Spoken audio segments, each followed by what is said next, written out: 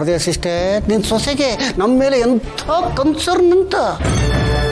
ಇದು ಖುಷಿ ಪಡೋ ವಿಷಯ ಅಲ್ಲ, ಯೋಚಿಸ್ಬೇಕಾದ ವಿಷಯ. ನಾಳೆ ನಾವೇ ವಿಲ್ಲನ್ ಅಂತ ಗೊತ್ತಾಗ್ಬಿಟ್ರೆ ಈ ಪ್ರೀತಿ ಕಾಳಜಿ ದ್ವೇಷಕ್ಕೆ ಕನ್ವರ್ಟ್ ಆಗುತ್ತೆ.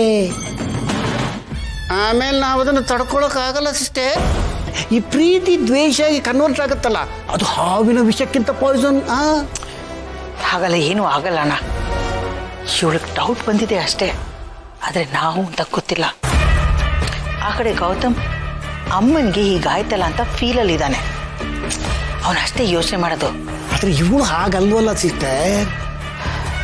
ಈಗೇನು ಇವಳಿಗೆ ಗೊತ್ತಿಲ್ದಿರ್ಬೋದು, ಆದರೆ ಗೊತ್ತು ಮಾಡ್ಕೊಡೋದಕ್ಕೆ ಪ್ರಯತ್ನ ಪಡ್ತಾಳೆ, ಕೆದಕ್ತಾಳೆ, ಇನ್ವೆಸ್ಟಿಗೇಷನ್ ಶುರು ಮಾಡ್ತಾಳೆ. ಅವಳ ಬಗ್ಗೆ ಎಷ್ಟೇ ಹುಷಾರಾಗಿದ್ರು ಸಾಲದು ಸಿಸ್ಟರ್, ಒಂದಲ್ಲ ಒಂದು ದಿನ ನಮಗವಳು ಕಂಟಕ ಆಗೇ ಆಗ್ತಾಳೆ. ಆ ಕಂಟಕನ ಹೇಗೆ ನಿವಾರಣೆ ಮಾಡೋದು ಅಂತ ಈಗ ಯೋಚನೆ ಮಾಡು ಸಿಸ್ಟರ್, ಪ್ಲೀಸ್. ಹಾಂ ಅಣ್ಣ, ಅದು ನನ್ನ ಮೈಂಡಲ್ಲೂ ಇದೆ. ಇದಕ್ಕೊಂದು ವ್ಯವಸ್ಥೆ ಮಾಡೇ ಮಾಡ್ತೀನಿ.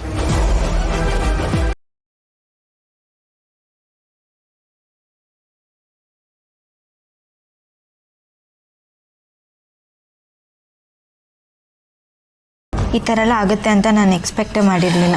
ಇಷ್ಟೆಲ್ಲ ಆಯ್ತಲ್ಲ ಅಂತ ಬೇಜಾರು ಮಾಡ್ಕೋಬೇಡ ಬೇಬಿ. ಅದ್ರ ಬಗ್ಗೆನೇ ಯೋಚನೆ ಮಾಡಿ ಕೊರಗಬೇಡ. ಎಲ್ಲ ಬ್ಯಾಡ್ ಟೈಮ್ ಅಷ್ಟೇ. ಬೇಬಿ, ನನ್ನ ಹತ್ರ ಒಂದು ಐಡಿಯಾ ಇದೆ, ನಾವು ಹಾಗೆ ಮಾಡೋಣ. ಏನದು? ನನಗೆ ಗೊತ್ತಿರೋರು, ನನಗೆ ತುಂಬ ಬೇಕಾದವರು ಒಬ್ರು ಇದ್ದಾರೆ. ನಿನ್ನನ್ನು ಅವ್ರಿಗೆ ಪರಿಚಯ ಮಾಡಿಸ್ತೇನೆ. ನಾವು ಅವ್ರ ಮನೇಲೆ ಮದುವೆ ಆಗೋಣ. ನನಗನ್ಸೋ ಪ್ರಕಾರ ಅವಾಗ ಯಾವ ತೊಂದರೆನೂ ಇರಲ್ಲ, ಯಾವ ಟೆನ್ಷನೂ ಇರಲ್ಲ. ಓಕೆ, ಬಟ್ ಅವ್ರು ಇದಕ್ಕೆ ಒಪ್ತಾರಾ? ಏನು ಪ್ರಾಬ್ಲಮ್ ಆಗಲ್ಲ ತಾನೆ? ಖಂಡಿತ ಯಾವ ಪ್ರಾಬ್ಲಮ್ ಆಗಲ್ಲ ಬೇಬಿ. ಹೇಳಿದ್ನಲ್ಲ, ಅವ್ರು ನನಗೆ ವೆಲ್ ವಿಷರ್ ಇದ್ದಾಗೆ ಅಂತ.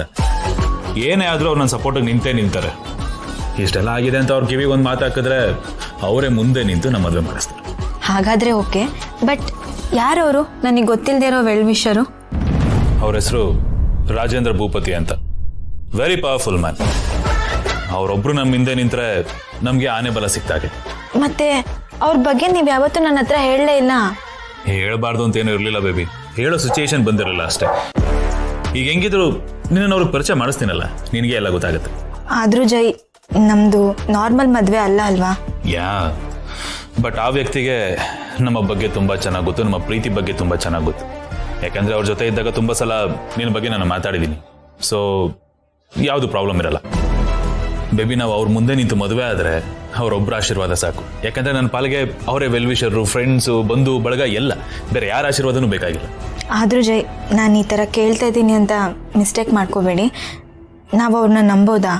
ಕಣ್ಣು ಮುಚ್ಕೊಂಡು ನಂಬೋದು ಬೇಬಿ. ಅವರು ಬೇರೆಯವ್ರ ಪಾಲಿಗೆ ಹೇಗೋ ಏನೋ ಗೊತ್ತಿಲ್ಲ, ಆದರೆ ನನಗೆ is like a god father.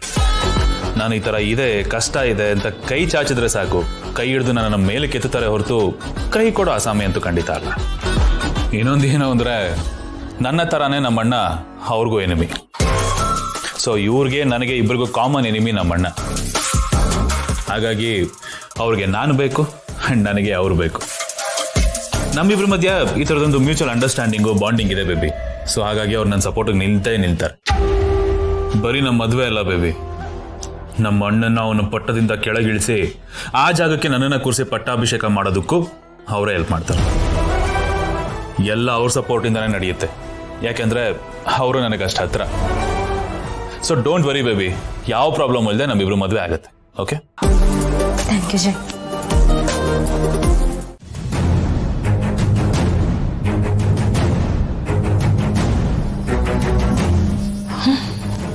Sudha ಅವರೇ, ಅತ್ತೆಗೆ ಯಾವಾಗ್ಲೂ ಈ ತರ ಆಗ್ತಾ ಇರತ್ತಾ? ಇಲ್ಲ ಅಪ್ಪಿ, ಯಾವಾಗ್ಲೂ ಒಂದೊಂದ್ಸಲ ಈ ತರ ಆಗತ್ತಷ್ಟೇ. ಹೌದಾ? ಮತ್ತ್ಯಾಕೆ ಹೀಗಾಯ್ತು? ಟ್ಯಾಬ್ಲೆಟ್ಸ್ ಮಿಸ್ ಮಾಡಿಲ್ಲ ಅಲ್ವಾ? ಇವತ್ ಮಾತ್ರೆ ಕೊಟ್ಟಿಲ್ಲ. ಯಾಕೆ? ಟ್ಯಾಬ್ಲೆಟ್ಸ್ ಹಾಗೆಲ್ಲ ಮಿಸ್ ಮಾಡಬಾರ್ದಲ್ವಾ? ನಾನು ಅವಾಗಲೇ ಮಾತ್ರೆ ಕೊಡಕ್ಕೆ ಅಂತ ಬಂದಾಗ ಪಾಪ ಅಮ್ಮ ಮಲ್ಕೊಂಡ್ಬಿಟ್ಟಿದ್ಲು. ಸುಮ್ಮನೆ ಯಾಕೆ ಎಪ್ಸಿ ತೊಂದರೆ ಕೊಡೋದು ಅಂತ ಎಪ್ಸಕ್ ಹೋಗಿಲ್ಲ. ಮೇ ಬಿ ಅದಕ್ಕೆ ಹೀಗಾಗಿದೆ ಅನ್ಸುತ್ತೆ. ಈಗಲಾದ್ರೂ ಮಾತ್ರೆ ಕೊಡಿ.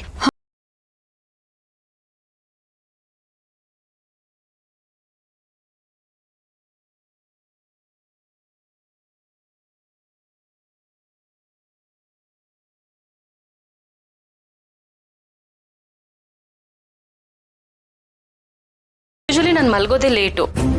ಆಕ್ಚುಲಿ ವಾಕ್ ಹೋಗೋಣ ಅಂತ ಬರ್ತಾ ಇದ್ದೆ, ಅಷ್ಟರಲ್ಲಿ ಅತ್ತೆನ ನೋಡಿ ಈ ಕಡೆ ಬಂದೆ.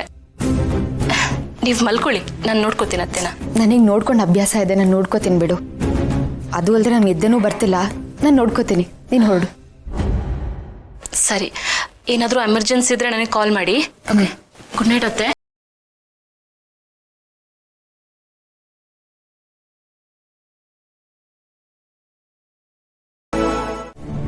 ಎಲ್ಲ ಕ್ಲಿಯರ್ ಆಗಿದೆ. ಇದನ್ನ ಮಾಡ್ತಾ ಇರೋದೇ ಆ ಭೂಪತಿ. ನೋಡ, ಇನ್ನು ತಡ ಮಾಡಬಾರ್ದು ಕಣ. ಈಗಿಂದ ಈಗಲೇ ಹೋಗಿ ಅಂದ್ಮೇಲೆ ಕಂಪ್ಲೇಂಟ್ ಕೊಡು, ಇಲ್ಲ ನೀನೇ ಏನಾದ್ರೂ ಒಂದು ವ್ಯವಸ್ಥೆ ಮಾಡು. ನಮ್ಮ ಪಾಲಿಗೆ ಮಗ್ಗಲ್ ಮುಳ್ಳು ಅಂದ್ರೆ ಅದು ಅವನೇ ಕಣ. ನೀನೇನು, ನಿನ್ನ ಪವರ್ ಏನು ಅಂತ ನಂಗೆ ಚೆನ್ನಾಗಿ ಗೊತ್ತು. ಇದು ಅವನಿಗೂ ಗೊತ್ತಾಗ. ನಾವು ಯಾವುದೇ ಕಾರಣಕ್ಕೂ ಸುಮ್ಮನೆ ಕೂತ್ಕೋಬಾರ್ದು ಕಣ. ಯಾಕೋ ನೀನು ಇಷ್ಟು ಸೈಲೆಂಟ್ ಆಗಿದ್ಯಾ? ನೀನ್ ತಗೊಳ್ಳೋ ಆಕ್ಷನ್ಗೆ ಅವ್ನು ಸೈಲೆಂಟ್ ಆಗ್ಬೇಕಣ. ಇವಾಗ ನಿನ್ ರಕ್ತ ಕುದೀತಾ ಇಲ್ವಾ? ನೋಡಗಳಿಯಾ, ಅವ್ನು ಏನಾದ್ರೂ ಮಾಡ್ಕೊಂಡು ಹಾಳಾಗೋಗ್ಲಿ ಅಂತ ನೀನ್ ಸುಮ್ಮನೆ ಇರ್ಬೋದು, ಆದ್ರೆ ನಾನು ಮಾತ್ರ ಸುಮ್ಮನೆ ಇರಲ್ಲ ಕಣ. ಅವ್ನ್ ಒಂದ್ ಗತಿ ಕಾಣಿಸ್ತೀನಿ. ಬೇಡ ಸುಂದರ ಆನಂದ್, ನೀನೇನು ಮಾಡಕ್ ಹೋಗ್ಬೇಡ.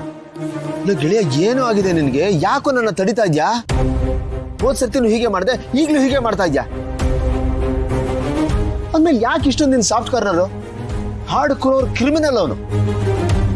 ದೇವರಂತ ಗೆಳೆಯನಿಗೆ ಅವ್ರ ಫ್ಯಾಮಿಲಿಗೆ ತೊಂದರೆ ಕೊಡ್ತಾ ಇದ್ದಾನಲ್ಲ ಅಂತ ನನ್ನ ಹೊಟ್ಟೆ ಉರಿತಾ ಇದೆ, ಕೋಪ ಬರ್ತಾ ಇದೆ. ನಿನಗೇನು ಅನ್ನಿಸ್ತಾ ಇಲ್ವೇನೋ? ಎಷ್ಟು ಸೀರಿಯಸ್ ವಿಷಯ ಇದು. ಸ್ವಲ್ಪ ಏಮಾರಿದ್ದಿದ್ರು ಅತ್ತಿಗೆಗೆ, ಮಗುಗೆ ಅಪಾಯ ಆಗಿರೋದು, ಅಮ್ಮನ ಜೀವಕ್ಕೆ ತೊಂದರೆ ಆಗಿರೋದು. ಇದನ್ನೆಲ್ಲ ನೋಡ್ಕೊಂಡು ಹೇಗೋ ಕೈ ಕಟ್ಕೊಂಡು ಕೂತಿದ್ಯಾ ನೀನು?